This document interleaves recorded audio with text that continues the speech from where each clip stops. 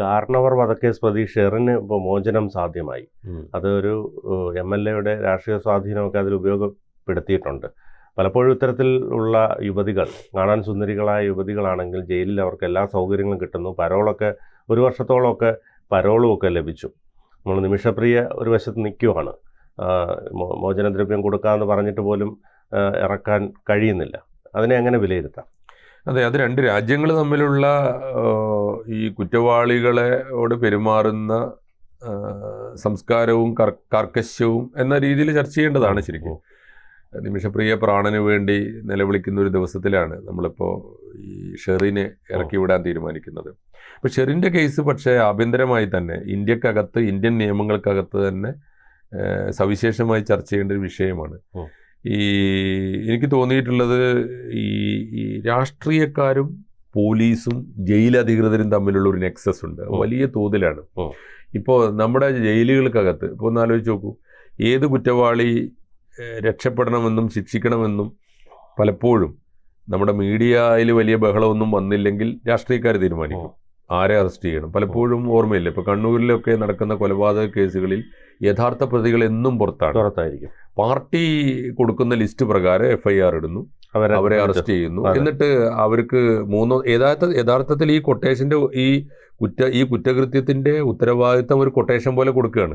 എന്നിട്ട് അവരുടെ വീട്ടുകാര്യങ്ങൾ പാർട്ടി നോക്കുമെന്ന് ഏൽക്കുന്നു. പലപ്പോഴും നോക്കിയില്ല എന്നുള്ള പരാതി വരുന്നുണ്ട്. നോക്കിയില്ല എന്ന് പരാതി പറഞ്ഞാൽ അവരെയും തട്ടിക്കളയും. അത്തരത്തിലുള്ള ഒരു വല്ലാത്ത അവസ്ഥയുണ്ട്. ഒന്ന് രാഷ്ട്രീയക്കാരും പോലീസും തമ്മിലുള്ള ബന്ധം ആലോചിച്ച് നോക്കൂ. ഇപ്പോൾ PP ദിവ്യയുടെ കേസിൽ കണ്ണൂരിലെ പോലീസ് കളിച്ച കളികൾ എന്തൊക്കെയാണ് നമ്മൾ കണ്ടതാണ്. അതൊന്ന്. രണ്ടാമത്, ഇനിയിപ്പോൾ ഒരു പ്രതി ജയിലിലായാൽ ഇപ്പോൾ ആലോചിച്ച് നോക്കൂ, ഈ കൊടിസുനി ഉൾപ്പെടെയുള്ള ഭീകരന്മാരായ കുറ്റവാളികൾ, സ്ഥിരം കുറ്റവാളികൾ, ആ കുറ്റവാളികൾ ജയിലിൽ അനുഭവിക്കുന്ന സൗകര്യങ്ങൾ ആലോചിച്ചു. TP ചന്ദ്രശേഖരൻ കൊലക്കേസ് ഉൾപ്പെടെയുള്ള കേസുകളിലെ പ്രതികൾ, ഇപ്പോൾ ഇവിടെ ഈ ദിലീപിൻ്റെ കേസിൽ ഉൾപ്പെടെയുള്ള പ്രതികൾക്കൊക്കെ കിട്ടുന്ന സൗകര്യങ്ങൾ. അപ്പോൾ ഈ പണം മാത്രമല്ല, പണവും സ്വാധീനവും നമ്മുടെ പോലീസിനെ മാത്രമല്ല ജയിലിനെയും വലിയ തോതിൽ സ്വാധീനിക്കുന്നു എന്ന് വേണം കരുതാൻ. അതാണ് ഈ വിഷയത്തിൽ. ഇപ്പോൾ ഷെറിൻ്റെ കേസിലൊന്ന് ആലോചിച്ചു നോക്കൂ. ഇപ്പോൾ മിനു പറഞ്ഞ ഒരു കാര്യം വളരെ ശരിയാണ്. ഈ കാണാൻ കൊള്ളാവുന്ന ഏതെങ്കിലും പെൺകുട്ടികൾ അബദ്ധത്തിൽ ഏതെങ്കിലും ഒരു കേസിൽ പെട്ട് ഇവർ പോലീസിൻ്റെ കസ്റ്റഡിയിലാണെങ്കിൽ പണ്ട് അത്തരം അനിഷ്ട സംഭവങ്ങൾ ധാരാളം ഉണ്ടാവുമായിരുന്നു. അപ്പോൾ മലപ്പുറം SP സുജിത് ദാസുമായിട്ട് ബന്ധപ്പെട്ട കേസുകളിൽ അത്തരം കണ്ടിരുന്നു. ഇവരെ കസ്റ്റഡിയിൽ എടുക്കുക, ചോദ്യം ചെയ്യാൻ വേണ്ടി പലയിടത്തും കൊണ്ടുപോകുക. അങ്ങനെയുള്ള ആ കേസിൽ പോലും ചിലപ്പോൾ ഈ കുറ്റവാളികൾ വിചാരിക്കും രക്ഷപ്പെട്ടു പോകാൻ എളുപ്പമുണ്ടല്ലോ, രക്ഷപ്പെട്ടു പോകാൻ ഇപ്പോൾ പോലീസ് അന്വേഷണ ഉദ്യോഗസ്ഥന് ഒന്ന് വഴങ്ങിക്കൊടുത്താൽ തീരുമെങ്കിൽ തീരട്ടെ വിചാരിക്കുമല്ലോ. അത് കഴിഞ്ഞിട്ട് ഇവർ ജയിലിലെത്തിയാൽ, അപ്പോൾ അത് ജയിലിലെത്തിയാലുള്ള സ്ഥിതി എന്താ? ജയിലിലെത്തിയാൽ ഇവർക്ക് ഈ 2 കാര്യങ്ങളാണ്. ഇവരെ ജയിലിൽ ചെന്ന് കാണാനും അവർക്ക് ഇഷ്ടം പോലെ പരോള് കൊടുക്കാനും രാഷ്ട്രീയക്കാർ ഇടപെടുന്നു.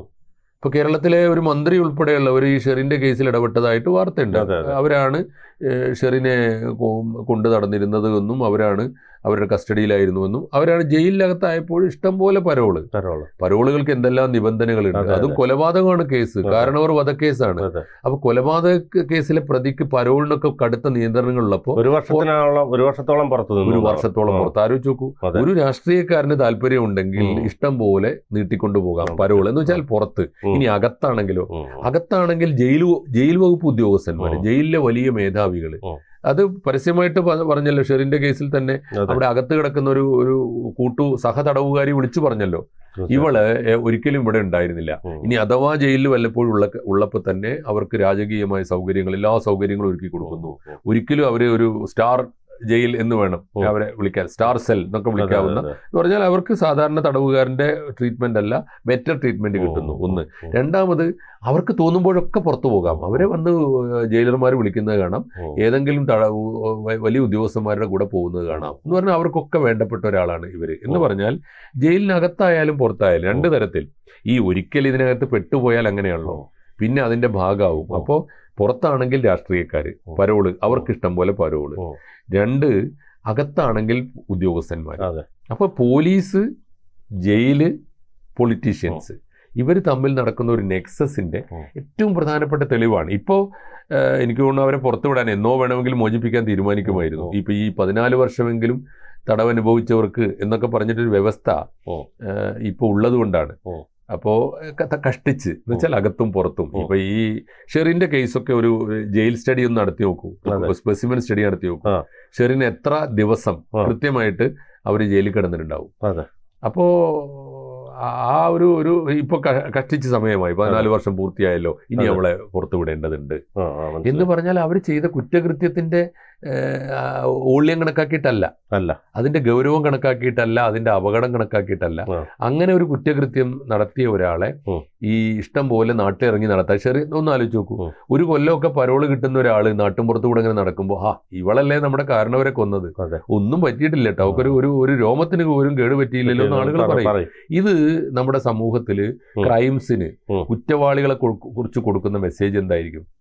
ഇതൊക്കെയാണ് ഇതിൽ ഗൗരവമായ കാര്യം. അതുകൊണ്ട് ഇപ്പൊ 14 വർഷം പൂർത്തിയായപ്പോ ആയി എന്ന കാരണം പറഞ്ഞ് പുറത്തു വിടുകയാണ്.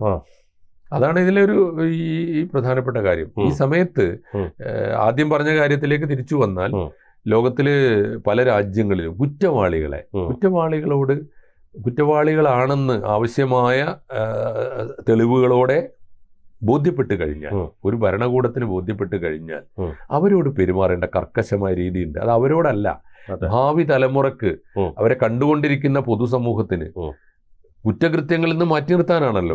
അത് ആ ഒരു മാർഗമുണ്ട്. ഇപ്പോ നിമിഷപ്രിയ അബദ്ധത്തിലാണോ അല്ലയോ നമുക്ക് അറിഞ്ഞുകൂടാ. പക്ഷേ യമൻ കോടതിയുടെ കണക്കിൽ നിമിഷപ്രിയ ചെയ്ത കുറ്റവാളിയാണ്, കൊടിയ കുറ്റം ചെയ്ത ഒരാളാണ് അവരുടെ കണക്കിൽ. അതിപ്പോ പക്ഷെ അവരുടെ ഭാഗത്തു നിന്നുള്ള വെർഷൻ കേൾക്കുമ്പോൾ അനിവാര്യമായൊരു സാഹചര്യത്തിൽ ആത്മരക്ഷയ്ക്ക് വേണ്ടി ചെയ്തതുമാണ്. അങ്ങനെയാണെങ്കിലും കുറ്റകൃത്യമാണ്. ആത്മരക്ഷയുടെ ആനുകൂല്യമൊക്കെ കൊടുക്കാം അവർക്ക്, തീർച്ചയായിട്ടും അവരോട് മാപ്പ് കൊടുക്കാവുന്നതാണ്. ആത്മരക്ഷയ്ക്ക് വേണ്ടി ചെയ്തതാണെന്ന് പ്രൂവ് ചെയ്ത് കഴിഞ്ഞാൽ.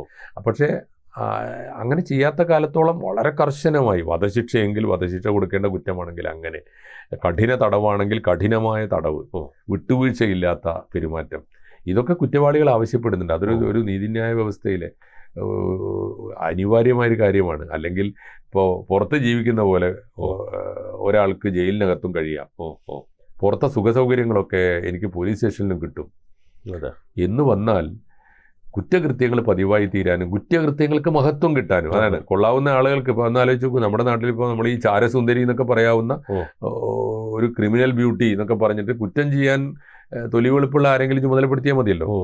നമ്മുടെ കുറ്റവാളികൾക്ക് അത് ചെയ്യാം, നമ്മുടെ കൊട്ടേഷൻ സംഘങ്ങൾക്ക് അത് ചെയ്യാം, നമ്മുടെ ഈ ഗുണ്ടാ മാഫിയക്ക് അത് ചെയ്യാം.